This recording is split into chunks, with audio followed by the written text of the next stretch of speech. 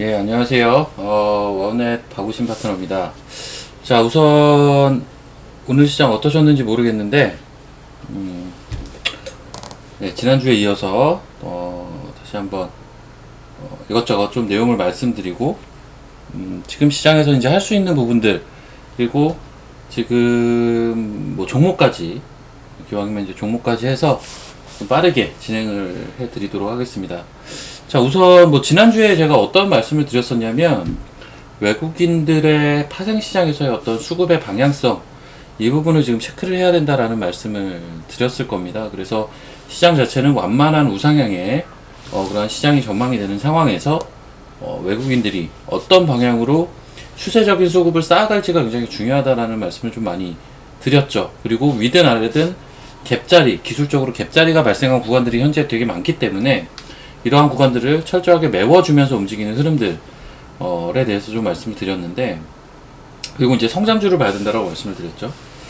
일단 최근 일주일간의 이제 흐름들을 그 이후에 보시게 되면 일단은 말씀드린 그대로 현재 시장을 움직이는 게 아닌가라는 판단이 좀 드는 게요.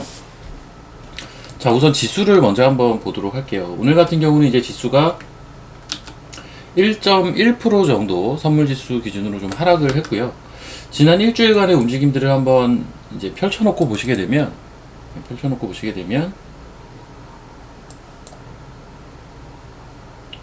네, 이게 이제 지난주 화요일이었고요. 지난주 화요일부터의 흐름들을 보시면, 월요일부터 볼게요. 잠깐만요. 네, 지난주 월요일날 제가 여기서 이제 방송을 통해서 좀 말씀을 드렸고, 말씀드린 그런 외국인들 수급에 대한 부분들을 좀 말씀을 드렸는데, 정작 이제 화요일날 보시면 미결제 약정이 이렇게 하락을 했습니다. 그렇죠? 네. 그리고 수요일날 보시면 미결제 약정이 뭐 증가는 했는데 오후 2시부터 이렇게 하락을 하면서 이제 수급이 뭐 강하게 좀 들어오진 않았고요. 그런데 이제 그 다음날 수급이 좀 들어왔죠. 수요일날 윗방향으로 외국인들의 수급이 조금 유입이 된 날이 수요일이었다라고 볼 수가 있습니다. 네. 목요일이죠. 네, 목요일날 수급이 좀 유입이 됐는데, 정작 금요일날 어떤 현상이 있었느냐? 이 목요일날 들어왔던 이 수급이 전부 빠져나갔어요. 네. 그리고 오늘 같은 경우는 아래쪽으로 또 수급이 들어왔습니다. 이 말은 뭐냐면, 자, 제가 이제 수급이 어떤 추세를 띠고 좀 세팅이 돼야 된다라는 표현들을 좀 드리고 싶은데, 지금 지난 한 주간의 움직임을 보면 월요일, 화요일 미결제가 감소하면서 그 전에 매도가 됐던 부분들이 이제 환매수가 되면서 처리가 된 겁니다. 그리고 이제 수요일 같은 경우는 중립적인 형태였고, 목요일날 상방으로 수급이 들어왔는데 금요일날 바로 빠져나갔고, 오늘 월요일날 다시 하방으로 수급이 들어왔습니다. 이 말은 뭐냐?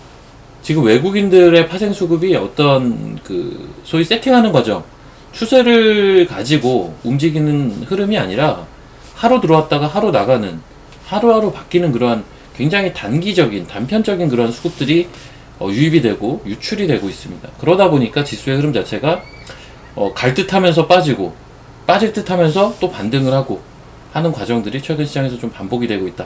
전형적인 박스의 형태를 띠고 있다. 이렇게 좀 설명을 드릴 수가 있을 것 같고요.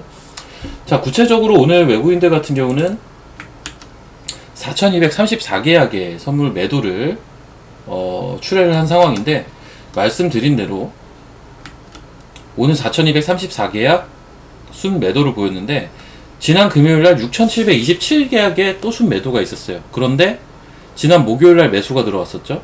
지난 목요일날 매수가 들어왔던 부분의 상당 부분이 금요일날 다 청산이 되고 약간의 매도가 더해졌다라고 볼 수가 있겠죠.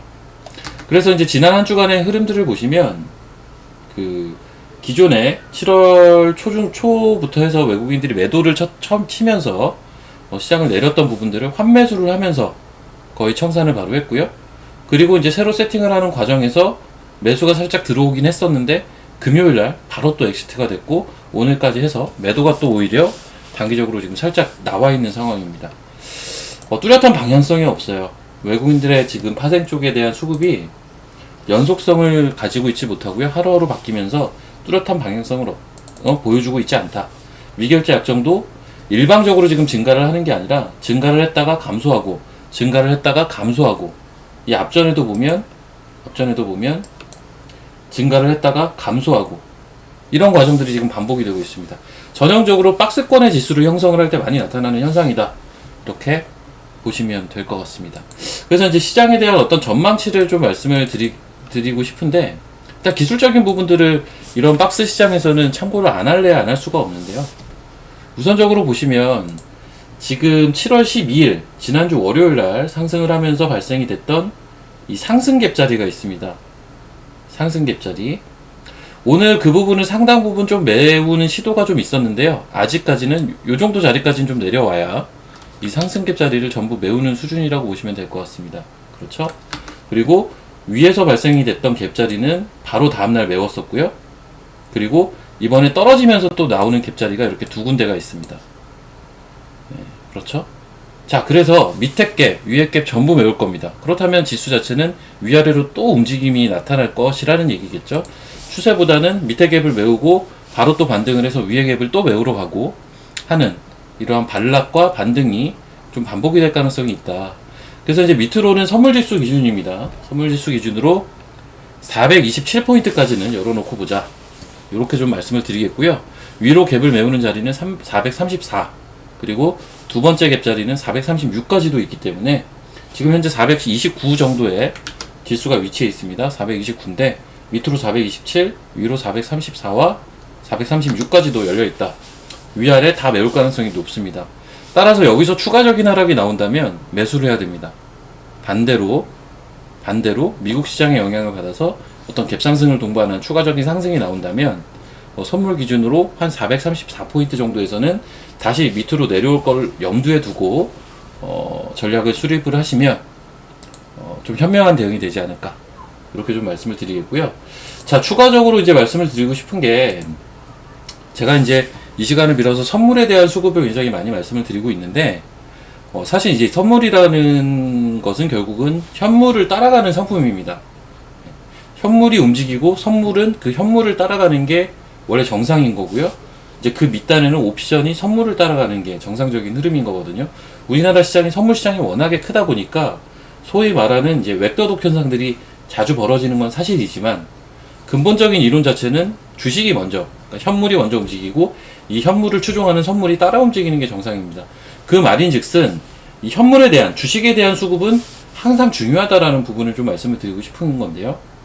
사실 이제 오늘 같은 경우는 외국인들이 4,500억 이렇게 매도가 나왔고요. 기관 역시 4,500억 수준의 매도가 나오고, 이 모두를 개인들이 1조 가까운 매수를 보이면서 받아낸 그러한 모습입니다.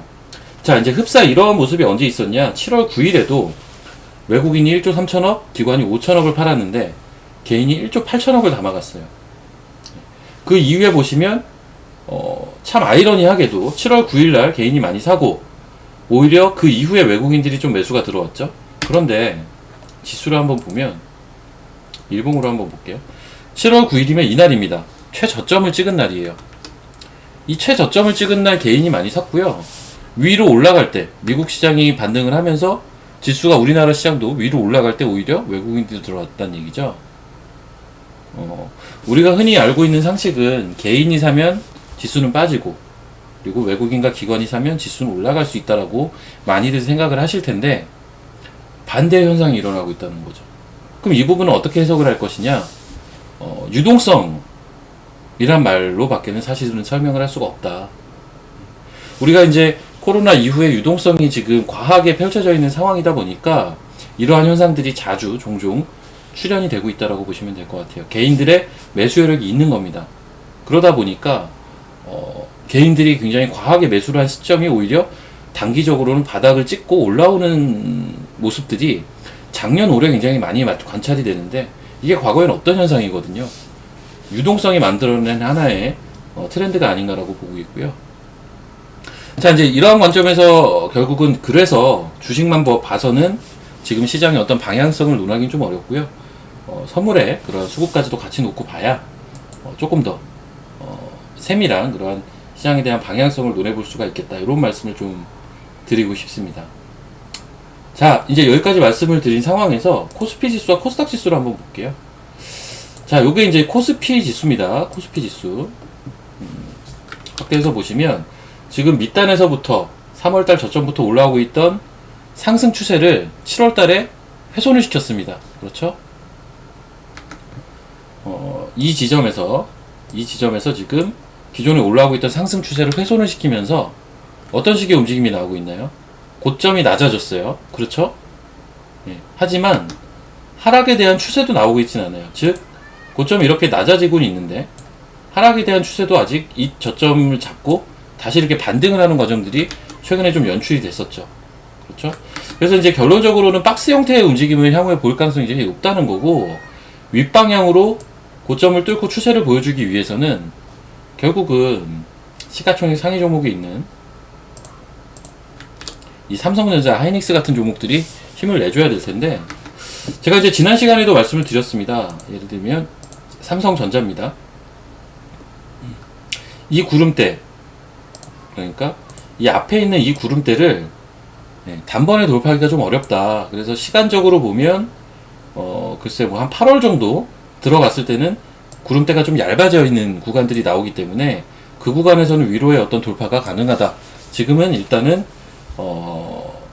그냥 관심만 두고 보실 때다라는 말씀을 삼성전자, 하이닉스 모두 드리고 있습니다. 하이닉스도 마찬가지예요. 지금 당장 여기서 상승을 하기에는 구름대가 너무 두꺼워요. 구름대가 얇아지는 구간이 8월달부터 진입이 됩니다. 이렇게 구름대가 얇아지는 구간에서 이렇게 이제 구름대가 얇아지는 이런 구간들에서 위로의 돌파가 나올 수가 있다는 거예요. 그러려면 아직은 시간이 이만큼 필요하다는 거죠. 그렇죠? 그렇기 때문에 지수 자체는 그 사이에는 지속적으로 좀 박스의 형태의 움직임을 보일 가능성이 굉장히 높다라고 말씀을 드려야 될 것 같고, 수급적으로 이 부분을 확인하시려면 말씀을 드렸지만 외국인들이 파생시장, 즉 선물시장 쪽에서 어떤 추세적인 뭐 상승이든 하락이든, 그러니까 즉 선물 매수든 선물 매도든 추세적으로 쌓아가는 모습이 지금 나와줘야 됩니다. 그런 모습이 지금 나오고 있질 않죠. 하루 들어갔다 하루 나오고, 하루 들어갔다 하루 나오고가 반복이 되고 있기 때문에 현재와 같은 시장이 나오고 있다, 이렇게 말씀을 드릴 수가 있을 것 같고요. 코스닥은 조금 다른 게, 그래서 우리가 이제 이걸 보고 시장이 살아있다라고 표현을 많이 드릴 수가 있는 것 같은데요. 코스닥은 보시면 작년 10월 달부터 형성됐던 이 검은 선이 있습니다. 검은 상승 추세선이 있는데, 이 부분을 지금 사실 훼손하지 않고 지금 계속적으로 고점을 갱신을 해주고 있고요. 최근에도 고점을 다시 한번 갱신을 해 나가는 그러한 과정 중에 있습니다. 그래서 이러한 추세대가 깨지지 않는 이상은, 코스닥 자체는 아직도 추세가 좀 살아있다라고 볼 수가 있거든요. 예. 그러다 보니까 사실 언제든 눌려주는 과정들은 나올 수가 있겠죠. 눌려주는 과정, 지수로 따지자면 한 1030포인트대, 그리고 조금 더 밑단에 있는 뭐 한 1025포인트대, 이런 자리까지의 눌림은 언제든지 나올 수가 있다. 예. 그런 건 있으나 기본적인 추세가 훼손이 된 게 아니죠. 코스피는 훼손이 되면서 어떤 비추세, 박스 구간으로 진입을 했다면 코스닥은 아직도 살아있는 모습입니다. 그래서 최근과 같은 종목장이 좀 펼쳐지고 있다, 이렇게도 볼 수가 있을 것 같아요. 그래서 이제 코스닥 시장 결국은 시가총액 상위단을 구성하는 종목들의 차이라고 보시면 되는데, 거래소 같은 경우는 삼성전자, 하이닉스의 비중이 워낙 높다 보니까 이 종목들이 기본적으로 현재 못 올라가는 위치에 있다면 지수가 올라가기가 좀 버거운 게 있는 거고요. 반대로 코스닥 같은 경우는 최근에 에코프로비엠의 상승세가 굉장히 뜨겁죠. 에코프로비엠이 지금 시가총액 2위까지도 들어와 있는 상황입니다. 그리고 사실 셀트리온 그룹들도 뭐 오늘 같은 경우는 좀 하락을 했으나 최근에 이제 바닥권에서 좀 다지는 모습들, 그리고 최근에 코로나의 확산과 함께 시젠의 주가도 한번 움직임이 있었고요. 카카오 게임즈, 펄어비스, 이 게임주의 주가도 최근 한 달 동안 움직임이 좋았죠. 심지어는 그 바로 밑에 있는 SK 머티리얼즈 같은 경우도 금일도 4% 상승을 했지만 지금 신고가 영역 부근까지도 이미 이렇게 진입을 한 상황입니다. 신고가에 진입을 한 상황이죠. 기본적으로 코스닥 시가총액 상위를 구성하는 1위부터 10위권에 있는 종목들의 흐름들이 최근에 다 좋습니다. 그러다 보니까 상대적으로 거래소보다는 코스닥이 조금 더 어떤 지수의 추세가 강한 그러한 모습들을 형성하고 있다라고 우리가 볼 수가 있을 것 같습니다. 자, 이러한 과정 속에서 오늘 외국인들이 사실 국내 주식을 좀 많이 팔았습니다. 어떤 주식을 샀나 잠깐 보면요. 그나마 이제 산 주식들이겠죠. 자, 우선 역시 확실히 외국인들의 수급이 들어온 종목들이 움직임이 좋습니다. 일단 솔루엠에 대한 매수세가 가장 눈에 띄고요. 한미반도체 눈에 띄고요. 삼성바이오로직스나 뭐 금호석유, 두산퓨얼셀 이러한 종목들에 대한 매수가 있었는데, 예, 최근에 화제가 있었던 효성첨단 소재도, 화제가 됐었던 이 효성첨단 소재도 오늘 외국인들이 사는 모습이었고, 포스코 케미칼 이런 2차전지 주식들도 매수를 가담하는 그런 모습이었습니다. 삼성자이닉스가 지금 매도 1, 2위죠. 삼성자이닉스가 매도가 확실히 좀 있는 모습이고요. 지금 매수하는 종목단을 보면 최근에 이제 IT 소부장들 같은 경우는 집단을 이뤄서 움직이는 게 아니라 한 종목씩 올라갑니다. 예를 들면 오늘은 한미반도체가 강했다면 지난주에는 하나마이크론이 또 강한 타이밍이 있었고요. 바로 그 직전에 GST라는 종목이 치고 나가기도 했었고요. 그렇죠?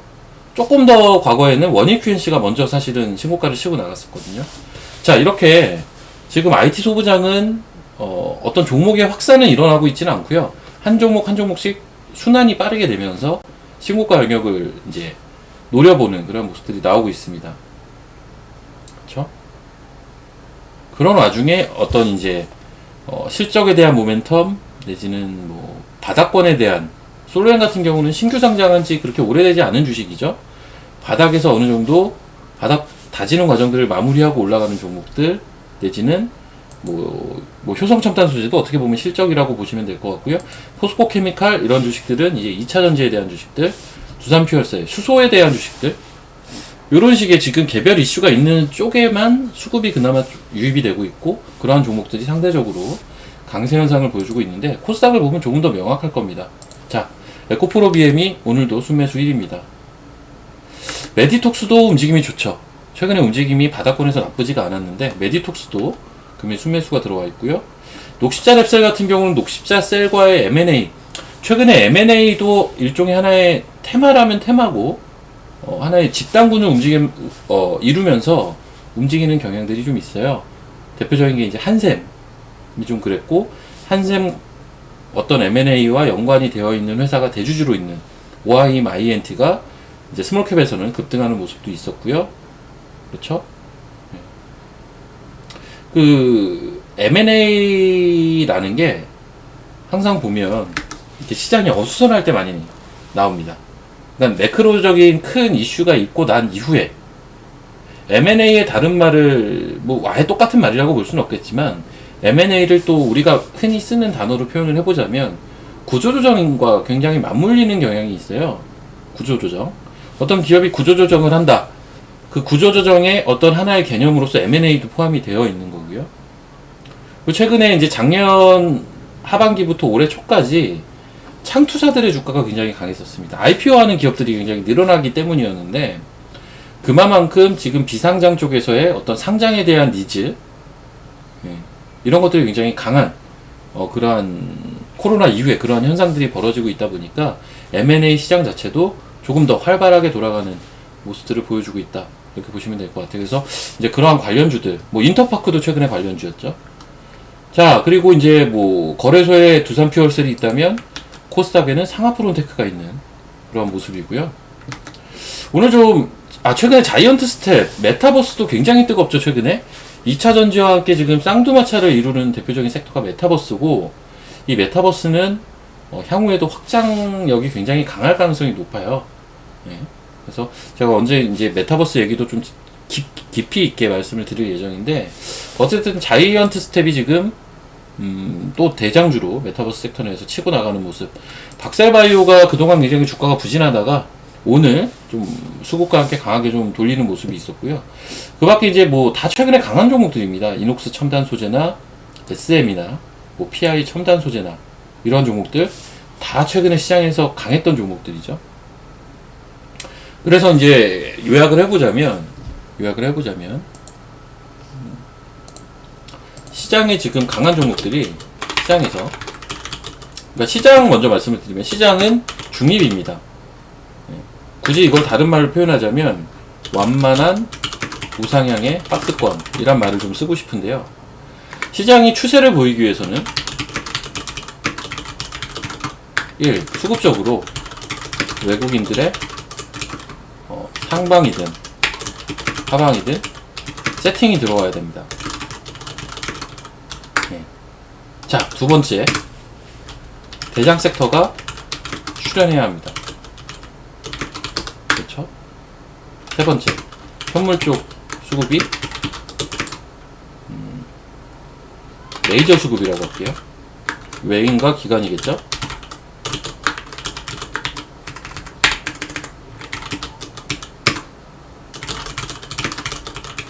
자, 이 세 가지 조건을 충족을 한다면 추세장이라고 볼 수가 있을 거예요.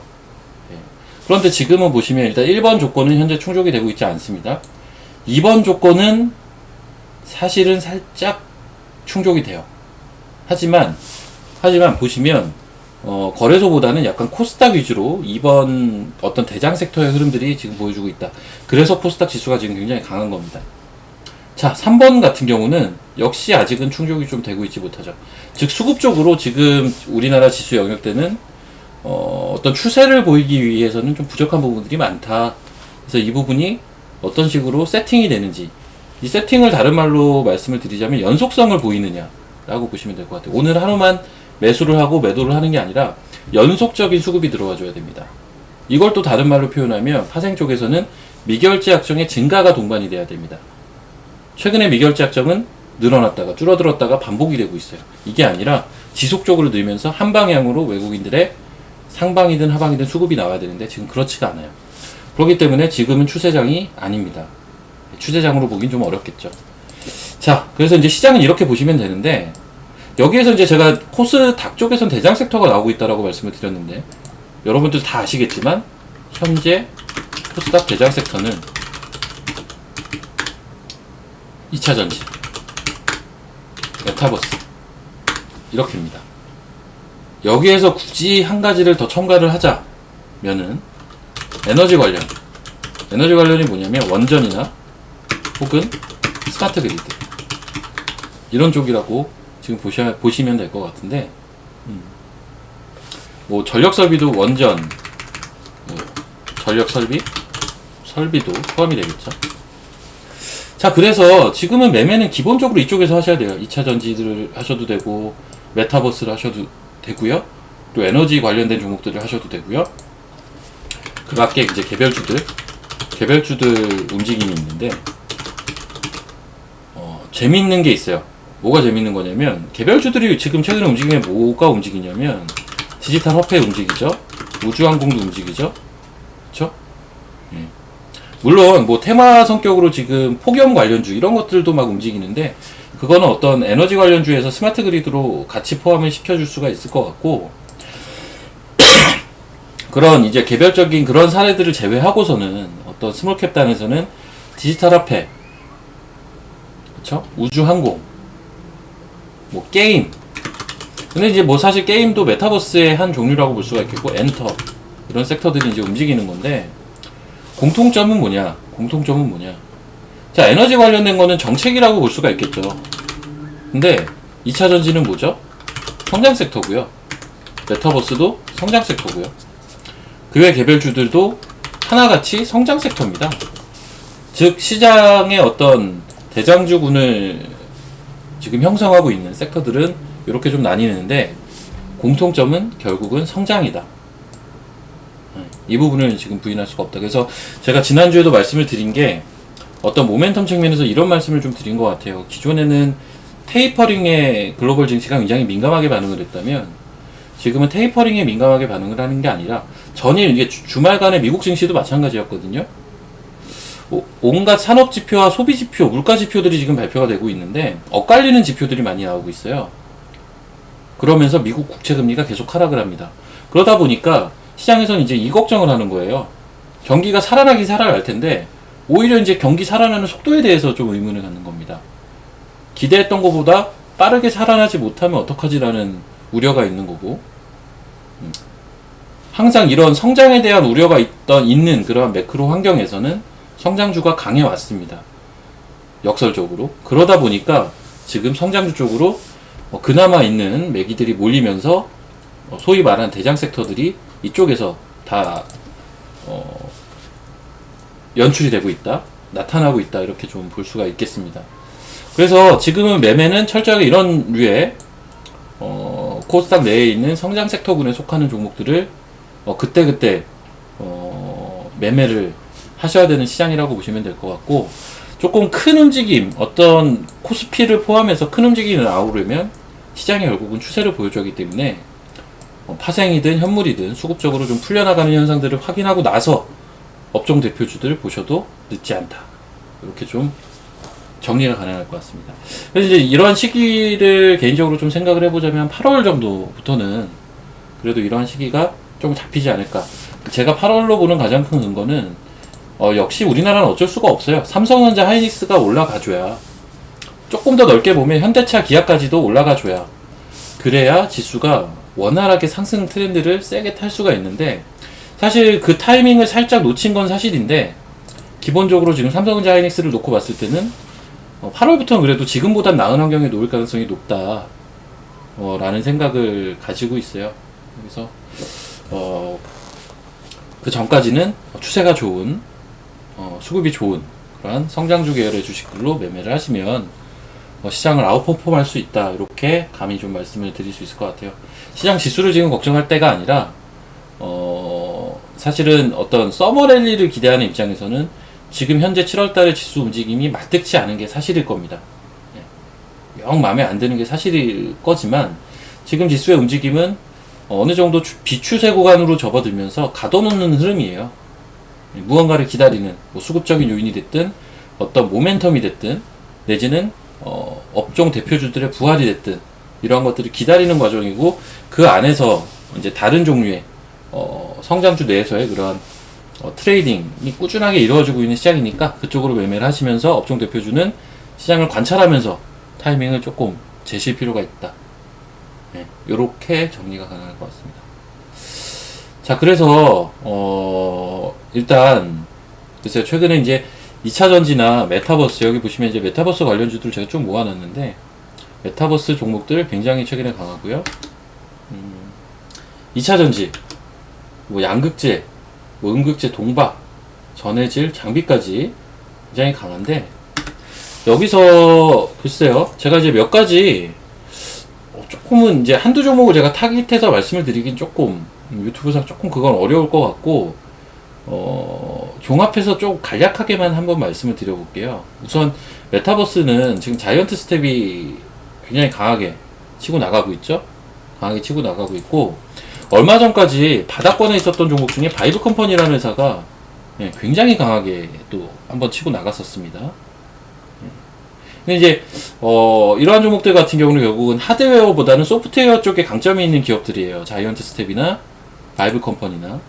우리가 이제 하드웨어 쪽에서 강점을 갖고 있는 기업들이라면 앞전에 움직였던 선익 시스템, 그쵸? 선익 시스템, 이 앞에 좀 굉장히 강하게 움직였던 종목이죠. 그리고 코세스 최근에 강하게 올라왔다가 지금 살짝 조정받는 과정에 있습니다. 그리고 APS 홀딩스, 이러한 종목들이거든요. 이러한 종목 지금 다시 신고가를 가고 있죠. 이러한 종목들이 이제 하드웨어 쪽에 강점이 있는 기업들이고, 옵티시스 뭐 이런 것도 포함이 되겠죠. 그리고 소프트웨어 쪽은 자이언트 스텝, 바이브 컴퍼니, 알체라 이러한 기업들이 선두권에 있는데, 앞서 언급드렸지만 게임 업체들이나 엔터 업체들이 사실 메타버스하고의 어떤 산업 간의 융합이 가장 잘 일어날 수 있는 섹터, 산업군들입니다. 자, 그런 내에서는 지금 시장에서 최근에 좀 시세가 나왔던 게 YJM 게임즈라는 종목이 있었죠.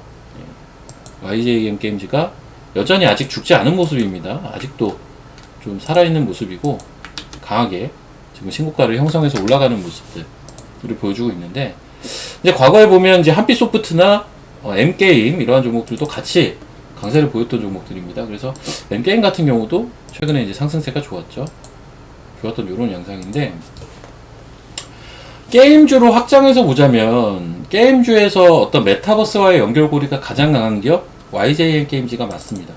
그래서 메타버스를 보시려면 YJN 게임즈 계속 좀 주시를 해야 된다라는 말씀을 좀 드리겠고, 이게 이제 펄어비스, 카카오 게임즈, 그리고 메타버스 내에 속해 있는 YJN 게임즈, 뭐 M게임 이러한 종목들까지 매기 확산이 있었는데, 그 과정에서 게임 섹터만의 그러한 장점을 갖고 있는 종목도 하나 말씀을 드리면 조이시티, 이 종목도 한번 눈여겨볼 그런 종목입니다. 최근에 이 종목도 많이 올라왔기 때문에 좀 물려주는 과정들을 지켜보시면서 포인트를 잡으셔야 될 것 같아요. 네, 그래서 메타버스와 게임 쪽에 대해서는 이렇게 종목들을 정리해 드리겠고, 이제 재밌는 거는 이제 이 메타버스라는 게 여러 산업들과 융복합이 이루어질 수 있는 대표적인 산업군이다 보니까 최근에 또 이제 관심을 한번 가져볼 만한 것들이 이제 교육 관련주들이 되겠죠. 뭐 CMS 에듀 이러한 종목들이 대표적이 되겠는데요. 네. 완만한 형태의 지금 상승을 계속 유지를 해주고 있습니다. 그래서 이런 종목들도 이제 교육 섹터 내에서 어떤 메타버스와의 그런 연결고리를 찾아낼 수 있는 기업들, 그리고 이제 VFX 기업들이 굉장히 많이 이제 특수효과 기업들이죠. 많이 또 올랐는데 이쪽에선 지금 위지엑 스튜디오가 대장군으로 치고 나가고 있습니다. 심지어 최근에는 넵튠이라는 기업이 이제 지분을 갖고 있는 자회사 맘모식스라는 자회사가 있죠. 이 회사의 이제 그 메타버스 기술이 시장의 주목을 받으면서 주가가 또 움직이기도 했는데, 자, 넵튠도 바닥권에서 움직인 넵튠 같은 경우 시가총액 9천억이죠. 9,100억 정도로 형성을 하고 있습니다. 그렇죠. 자, 그렇다면 볼 수 있는 게 뭐가 있을까? 볼 수 있는 게 S넷이라는 종목을 한번 잘 또 보실 필요가 있겠다. 왜냐면 S넷은 주요 지분을 투자한 기업 중에 3D 팩토리라는 메타버스 전문 기업이 있는데, 이 회사가 지금 기존에는 비상장에 있다가 지금 상장을 준비하려고 준비 단계에 있는 상황입니다.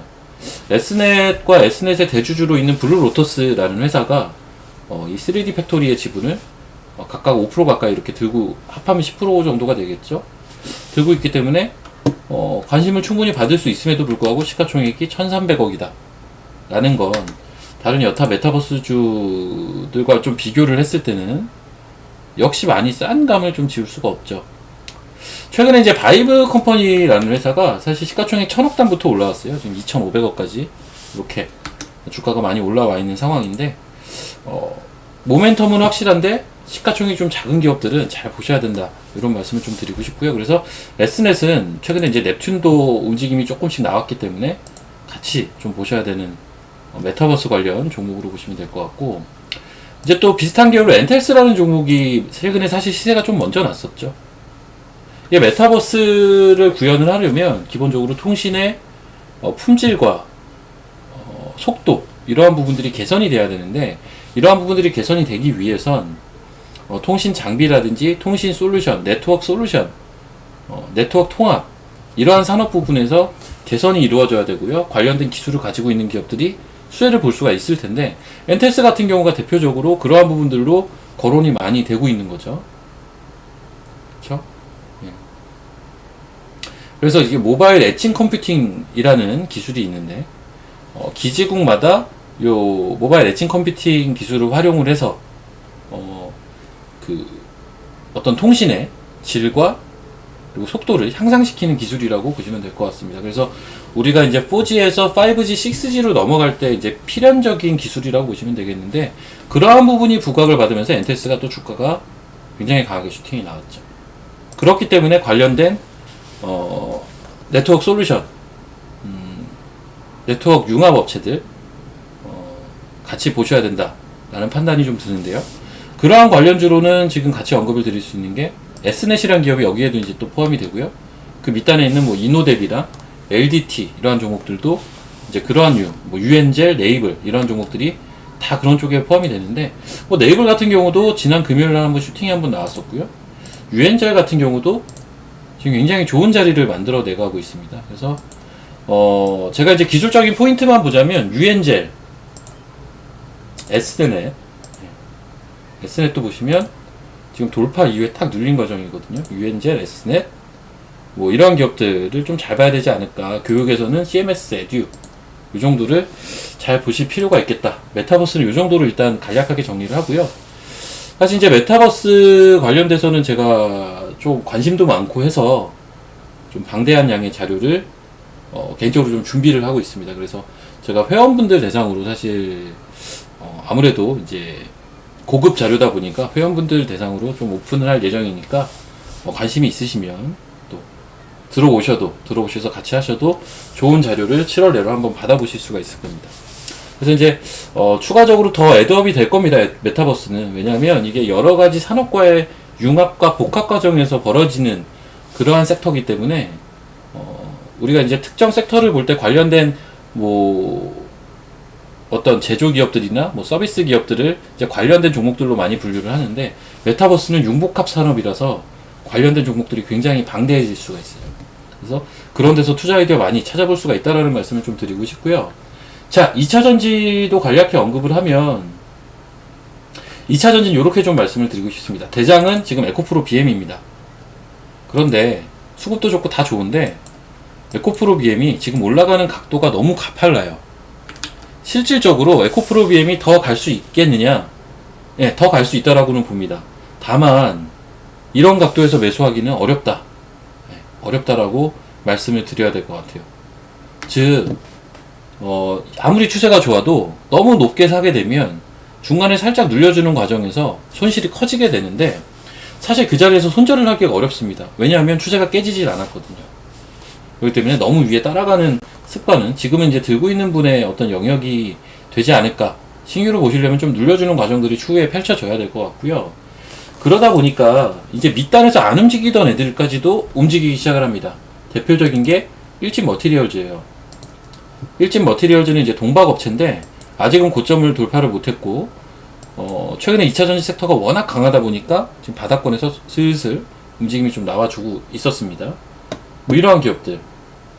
SKC 같은 경우도 지금 뭐 계속 우상향은 보이고 있는데 아직 본격적으로 슈팅이 나오고 있는 단계는 아닙니다. 그렇죠? 완만한 상승세를 보여주고 있죠. 에코프로 BM의 어떤 이러한 상승세나 뭐 코스모 신소재 이러한 상승세랑 비교를 하자면 확실히 완만한 흐름들을 보여주고 있죠. 그래서 저러한 기업들 관심을 가질 필요가 있을 것 같고요. 이제 개별단에서 뭐 추가로 말씀을 드릴 종목들이 몇 개 있는데, 일단 오늘은 한 가지만 좀 말씀을 드릴게요. 금양이란 기업인데요. 역시 이제 눌려주는 과정에서 한번 관심을 가질 필요가 있을 것 같습니다. 앞전에 이제 여러 가지 다른 이슈로 인해서 주가가 급상승을 했다가 급락을 하고 바닥권에서 이렇게 올라오는 과정 중에 있어요. 그리고 금일 뭐 대량 거래에 또 수반을 했기 때문에 현재 이제 6,000원에 마감을 했죠. 5,000원대 뭐 중반 정도 수준까지 조정이 나와준다면 충분히 볼 수 있는 그런 포인트가 있겠다라는 말씀을 드리겠고요. 이 회사는 이제 첨가제 쪽으로 한번 기대를 해볼 수가 있는 기업이고, 이제 첨가제 하면 최근에 이제 나노 신소재가 원래 첨가제 내에서는 대장군을 또 형성을 했던 종목인데, 이 나노 신소재라는 종목도 고점에서 많이 빠져있던 상황에서 최근에 상승폭이 만만치 않게 또 이렇게 발생이 되고 있는 상황입니다. 그래서 지금 단순하게 양극재만 가는 게 아니라 첨가물 기업들, 동박 기업들, 전해질 쪽에선 첨보가 치고 나가고 있죠. 네. 이렇게 너무 가파르게 올라온 이러한 종목을 사자는 게 아니라 그 밑단에서 그나마 움직임이 좀 있는 종목들, 예를 들면 동아기업 같은 경우는 아직은 뭐 상승세가 가파르진 않죠. 역시 이제 정고점 구간에 지금 고점을 맞았기 때문에 살짝 눌려주는 과정 때 매수를 해주는 게 좋을 것 같아요. 바닥권에 있는 종목이라면 솔브레인이 사실 바닥권에 있기는 하죠. 예. 하지만 이 역시도 좀 눌려주는 구간을 한번 찾아보는 게 좋겠다. 그래서 상대적으로 지금은 2차전지 쪽은 덜 오른 쪽을 찾으시는 게 유리하다. 많이 오른 게 대장이어도 지금은 아무리 대장이어도 사기가 조금은 버겁다. 좀 눌려주는 구간을 기다릴 필요가 있겠다. 이렇게 좀 정리를 할 수가 있을 것 같습니다. 그나마 2차전지와 연결고리가 있는 기업 중에 최근에 또 선조정이 좀 나온 기업들 보자면, 일단 MK전자라는 종목이 7월달 들어서 선조정이 나왔고 그 앞에 6월달에 이미 상승을 했기 때문에 조정이 나온 거겠죠. 예. 이러한 종목들을 차라리 노려보는 게 낫다라는 거죠. 에코프로비엔 같은 것도 이렇게 꼿꼿이 서 있는 구간보다는 이렇게 내려오는 구간들을 추후에 찾아내서 그러한 구간에서 진입 타점을 잡아보는 게 좋다. 예. 이렇게 말씀을 드리고 싶고요. 네, 그렇습니다. 그래서 일단 뭐 IT나 뭐 2차전지 메타버스, 뭐 게임, 뭐 원전, 우주항공, 뭐 지설화폐 이러한 쪽으로 지금은 종목들을 찾으셔야 되는데, 그러한 쪽에서 너무 가파르게 오른 종목들보다는 살짝 쉬거나 내지는 너무 강력한 모멘텀을 보유하고 있는 기업들, 이쪽으로 매매를 하신다면 충분히 지금 트레이딩이 가능한 시장입니다. 지수는 좀 오늘 같은 경우는 30포인트 넘게 하락을 했기 때문에 지금 제 사진 때문에 잘 안 보이는데, 오늘 지수 같은 경우는 32.87% 이렇게 하락을 했습니다. 지수만 보면 너무 많이 빠졌는 거 아니야 라고 생각하실 수가 있지만, 사실 오늘 시장에서 충분히 매매할 수 있는 종목들이 적지 않게 있었습니다. 물론 그 수는 한정적입니다. 한정적이지만 제가 말씀드린 섹터 내에서 종목들을 압축해서 보시면 뭐 매매는 충분히 해볼 만한 시장이다라는 것을 느끼실 수가 있을 겁니다. 그래서 그렇게 시장을 보고 대응을 하시면 이번 일주일도 좋은 성과를 기대해 볼 수 있지 않을까, 이렇게 좀 말씀을 드리겠고요. 이제 추가적인 내용은 또 다음 주 월요일에 뵙고 말씀을 드리도록 하겠습니다. 자, 정리해서 말씀을 드리자면 7월달은 겁내 시장은 아닌데 애초에 보던 것보다는 한 톤 정도 낮춰서 볼 필요는 있겠다, 이렇게 말씀을 드리겠고, 시장의 큰 관심은 테이퍼링에서 경기 회복으로 옮겨 붙었기 때문에 그쪽과 관련된 매크로 지표나 매크로 이슈들을 확인할 필요가 있겠다, 이렇게 말씀을 드리겠고, 그나마 매매를 그렇다면 붙여볼 수 있는 섹터들이 어느 쪽이냐, 2차전지나 IT 소부장에서는 지금 계속 순환이 이루어지고 있으니까 이런 IT 소부장, 그리고 메타버스는 심지어는 새로운 종목들까지 계속 출현이 되고 있어요. 그래서 메타버스, 그리고 우주항공 같은 경우도 추세가 나쁘지가 않습니다. 우주항공, 디지털 화폐도 추세가 괜찮아요. 원전, 스마트 그리드까지도 좋습니다. 이러한 성장의 방점이 찍혀있는 그런 섹터들 쪽으로 매매를 하시면 코스피 지수 자체는 7월달에 큰 추세가 나오기 어렵겠지만 계좌는 상승 추세를 보일 수 있다 라고 확신을 하면서 이렇게 좀 말씀을 드리도록 하겠습니다. 자, 다음 이 시간에는 이제 조금 더 구체적으로 이제 다음 주가 되면 이제 본격적으로 8월달 시장을 앞둔 시점이 되겠죠. 그래서 이제 8월달 시장에 대해서 좀 말씀을 드리고, 지금 시점에서 한 또 일주일 정도 시간이 흐르게 되면 지금은 좀 답답한 업종 대표주들, 대형주들도 조금은 더 나은 위치에 있을 공산이 좀 있어요. 그래서 이러한 쪽으로도 기존에 많은 분들이 관심 있어 하시는 삼성전자, 하이닉스나 현대차, 기아나 뭐 이런 누구나 아는 뭐 LG화학, 삼성 SDI 이런 업종 대표주들도 같이 좀 점검을 드리는 시간을 갖도록 하겠습니다. 자, 이상으로 금일 방송은 좀 마치도록 하겠고요. 다들 성공 투자하시고 충분히 지금 날씨는 덥지만 매매를 해서 수익을 또 낼 수 있는 시장이니까 자신감 잃지 마시고요. 너무 따라가는 매매만 지양 하지 마시라는 얘기입니다. 그것만 피하신다면 누구나 수익을 낼 수 있는 시장입니다. 용기를 갖고 시장에 대처를 하셨으면 좋겠습니다. 이상으로 금일 유튜브 방송을 좀 마치도록 하겠습니다. 시청해주신 분들 모두 감사드립니다.